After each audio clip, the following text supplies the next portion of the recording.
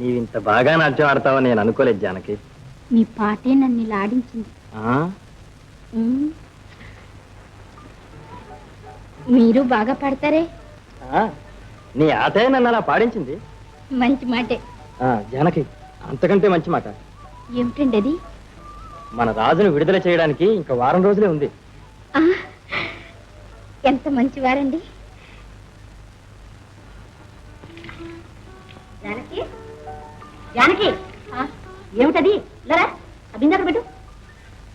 కాదత్తయ్య, చెట్లు వాడిపోతాయోనని. పోతే పోనీ అమ్మా, నువ్వు మాత్రం బరువు పని చేయడానికి వీల్లేదని చెప్పలేదు. ఇందా. ఎందుకత్తయ్య అది? ఎందుకేమిటి? మామిడి పండు తింటే మామిడి పండు నాడు పిల్లలు పుడతారు అన్నట్టు మర్చిపోయాను. ఇదిగో చూసావా, మా మనవడే అచ్చులాగే రబ్బర్ బొమ్మలా ఉండాలి. ఆనకు చెప్పలేదు అనుకునేవు. వండత్తయ్య. ఇలా కూర్చోరా నాయన.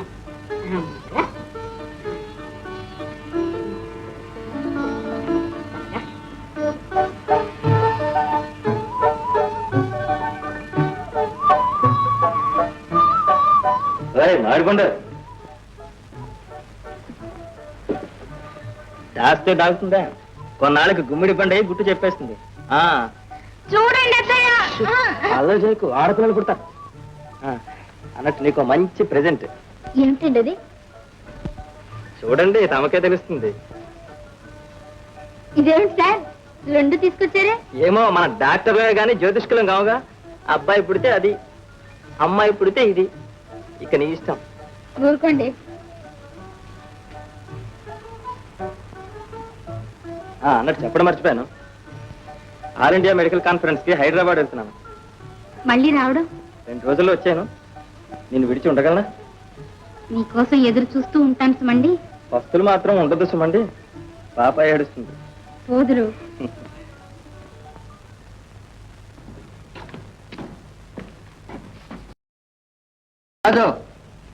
ఏమండి ఇన్స్పెక్టర్ గారు, రేపే నీ విడుదల. శిక్ష ఇంకా 10 రోజులు ఉంది కదండి. గవర్నమెంట్ వారు నీ ప్రవర్తన మెచ్చుకున్నారు. 10 రోజుల శిక్ష తగ్గించి 10 రూపాయలు కూడా బహుమతి ఇమ్మన్నారు. బుద్ధిగా ప్రవర్తించుకో. అలాగేనండి. వస్తా.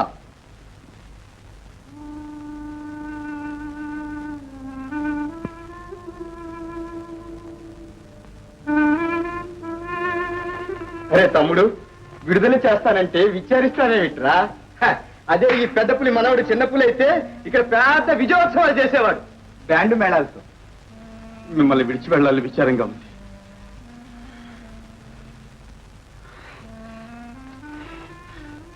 వెళ్ళొస్తాను. వెళ్తే వెళ్ళావు గానీ తిరిగి రాగు తమ్ముడు. వస్తాను. చెయ్యని నేరానికి ఇప్పుడు శిక్ష అనిపిస్తున్నాను. ఇక చెయ్యబోయే నేరానికి నా పగ తెచ్చుకొని మళ్ళీ ఇక్కడికే వస్తాను. పగ అని నీ బ్రతుకు పాడు చేసుకోక తమ్ముడు. నేను నీలాగే లేనిపోని ఉద్రేకాలకు పోయి పిచ్చివాణ్ణయి చివరకు హంతకుండని పేరు తెచ్చుకొని ఈ జైల్లో పడ్డాను. చూడు తమ్ముడు, మన పడవల రేవులో నా పడవ ఊరికే ఉంది. ఆ పడవ తోసుకుంటూ హాయిగా బ్రతుకు. వెళ్ళు తమ్ముడు, వెళ్ళు వెళ్ళు. వెళ్తాను, వెళ్ళు, వెళ్తాను.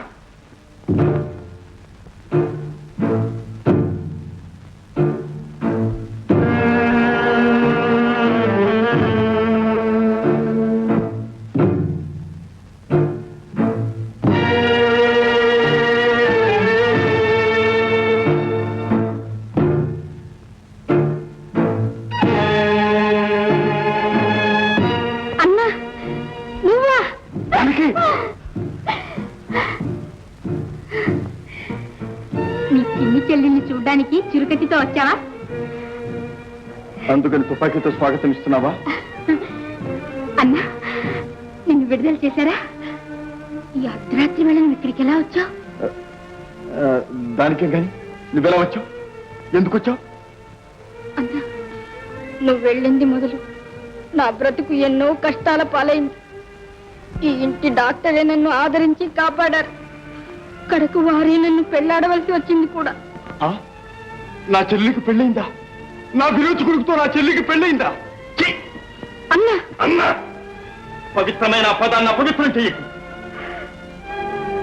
ఒకే రక్తాన్ని పంచుకు పుట్టిన అన్న చేతికి సంకెళ్లు వేసి చెరసాలకు పంపిన వాడి కోడలా నా చెల్లెలు పెళ్లి పందిట్లో పుస్తల్ని సహితం హస్తగతం చేసుకుని నన్ను అల్లరి పాలు చేసిన ప్రాచురి కోడలా నా చెల్లెలు. అంతకంటే అగర్నిశలు చెల్లెలు చెల్లెలు అని కుమిలిపోయిన ఈ గుండెల్ని నీ తుపాకీతో పేల్చివి. నా బాధలన్నీ విరగడైపోతాయి. అన్నా, నువ్వు వస్తావని ఆశతోనే అన్ని బాధలు సహించిలా జీవిస్తున్నాను. వచ్చాను, ఆ ఆశతోటే ఆ మమకారంతోటే వచ్చాను. నా చిన్నారి చెల్లెల జీవితంలో చిచ్చు పెట్టిన వారిని హతమార్చడానికే వచ్చాను. నీ ఎంతకాల జీవితంలో వెన్నెలు చిలికించడానికే వచ్చాను. కానీ నా అవసరం లేకుండానే నీ జీవితాన్ని నీవే నిశ్చయం చేసుకున్నావు చెల్లి. అన్నా, నువ్వు నన్ను అపార్థం చేసుకుంటున్నా. లేదు చెల్లి, నీవు అందరి ఆడవాళ్ళలాగే ప్రవర్తించావు. ఐశ్వర్యానికి ఆడంబరానికి అమ్ముడుపోయిన నీ ఆడ మనస్సు అన్నకు జరిగిన అవమానాన్ని మర్చిపోయింది కదా. కలవారి ఇంట్లో కళ్ళు బిరిబిట్లు గొలిపే దీపపు కాంతిలో చీకటి చెరసాలలో కొట్టుబిట్టులాడే నీ అన్న కళ్ళల్లోని రక్తాశ్రములు కనిపించలేదు కదా చెల్లి, కనిపించలే లేదు కదా. నిజం తెలుసుకుంటే నువ్వు ఇలా మాట్లాడవన్నా. తండ్రి చేసిన ద్రోహానికి ప్రాయశ్చిత్తంగా వారు నన్ను పెళ్ళాడారు. ఆ రోజు వారే అడ్డుపడకపోతే నా ప్రాణం, నా మానం అప్పుడే అంతరించిపోయేవి. బ్రతికుండగా నీ చెల్లెల్ని మళ్ళీ చూచేవాడివి కావు. ఈనాడు నువ్వు అడ్డుపడకపోతే వాడు బ్రతికేవాడు కాదు, వాడి బాబు బ్రతికేవాడు కాదు. పగ తీర్చుకోవాలని పదులు ఖర్చుతో వచ్చాను. కానీ చెల్లెలి వై పుట్టి పక్కలో మాక్కుపోయి పెళ్లి పోటు పొడిచావు చెల్లి. అన్నా, నువ్వింత అవివేకం అనుకోలేదు. అవునమ్మా, నేను అవివేకిని. నా చెల్లెలే పంచి ప్రాణాలను ఇక ఎవరిని చంపి మాత్రం ఏం లాభం. నా చెల్లికి చక్కగా పెళ్లి చెయ్యాలి, చీరసారలిచ్చి సాగనంపాలి. నేను పేదవాణ్ణైనా నా చెల్లెలు ఒక గుణవంతుడితో హాయిగా కాపురం చేస్తూ ఉంటే చూచి ఆనందించాలని కొండంత ఆశతో బొబ్బలాట పడి నా గుండెల్ని నేనే చీల్చి చంపుకోవాలి. నేనే చీల్చి చంపుకోవాలి. మర్చిపో చెల్లి, మర్చిపో చెల్లి.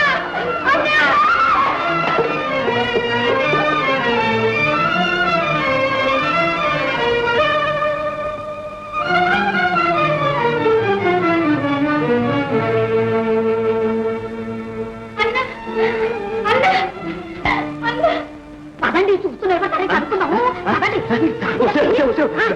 వాడి చేతులు కత్తి ఉందే, కత్తి. నేను బ్రతికుండగా నువ్వు చావడానికి నేను అంగీకరించను. నేను నీకు అవమానంగా ఉంటే, నీ దారికి అడ్డుగా ఉంటే, నీ చేతులార ఎత్తి పెంచిన నీ చెల్లెల్ని నీ చేతులతోనే చంపి చంపి